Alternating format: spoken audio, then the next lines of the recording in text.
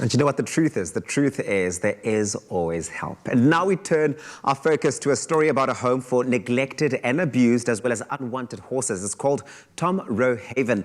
It's a place that uses their horses in various programs to help children and adults with emotional support. Watch this.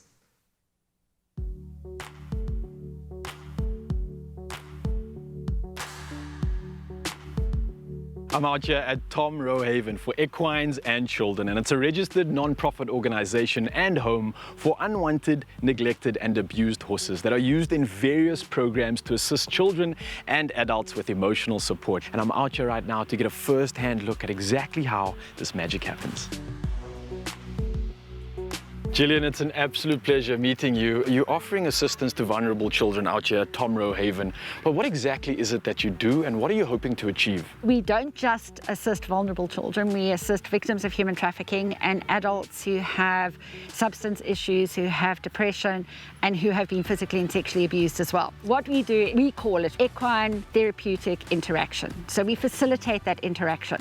So essentially the horses will come and they will connect to a person, and then you see the healing start to happen, and it is profound. And we've seen the shyest, most retiring young people come in here and suddenly take charge. You know, after a few sessions, they're taking charge, they're organizing things, they're helping feed, they're working with difficult horses, and that's not us. That is purely the horse, giving them the confidence. So all of these horses are rescued, and it is scientifically proven that the more abused a horse is, the more empathy and the compassion they have for an abused individual. So they connect much better and they heal. So what do we want to achieve? We want to help.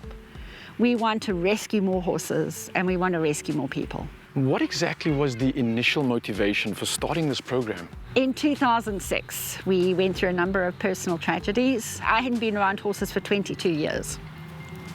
I lost my nephew in Afghanistan, lost my mum. We lost a Catholic priest I'd known since I was 13, and then a couple of years later, I lost my dad. Tom Rowe is called after my mum and dad. Now, we just couldn't find peace. So we went to volunteer at a local horse care unit, and then we realized that there was a desperate need to start helping horses. But more importantly, we were reminded of the peace and the therapy and the healing that power that horses have. And I was determined to start helping horses and to make this interaction available to everybody.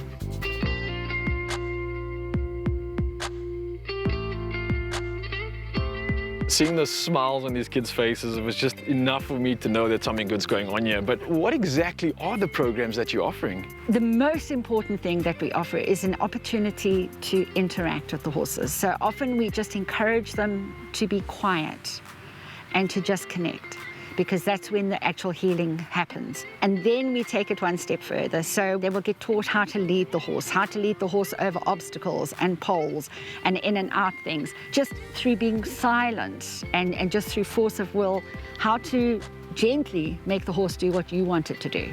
And then we obviously give them riding lessons as well. But that's a slow process. Some people think we just give riding lessons and people come and they pop on the horse. That's not what we do. They have to groove. They have to connect with the horse. They have to learn respect. And by doing all of that, they learn respect and it empowers them. And it is just so amazing to see them grow in confidence, power, and respect, self-respect.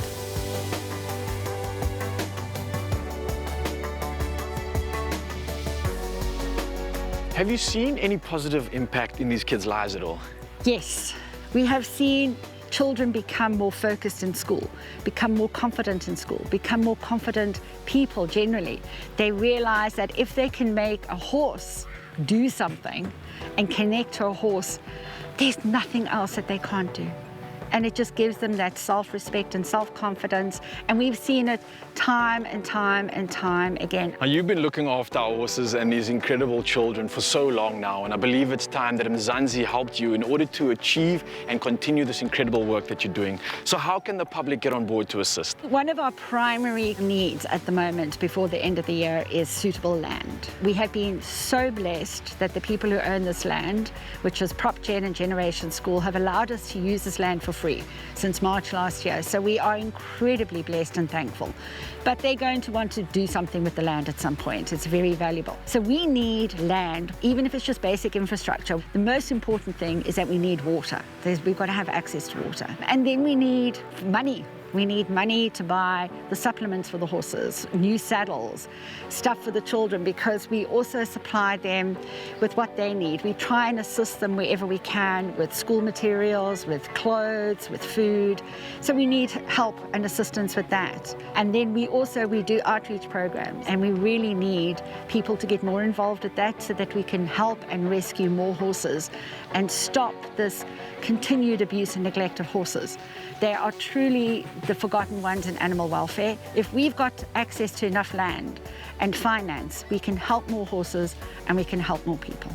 Well, you can clearly see how important the connection to our animals are. So let's get behind Tom Rohaven and support everything that they're doing. And of course, keep the smiles on these beautiful faces.